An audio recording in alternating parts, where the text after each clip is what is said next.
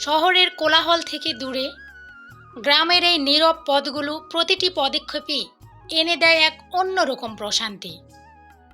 গ্রামের সরু পথ ধরে হাঁটলেই মনে হয় প্রকৃতি যেন খুব কাছে এসে নিঃশব্দে গল্প শুনিয়ে যাচ্ছে। বাংলার গ্রাম মানেই সবুজের সমাহার, সরল মানুষের হাসি আর শান্তির এক অনন্য প্রতীক, যা মনকে সুন্দর করে দেয়।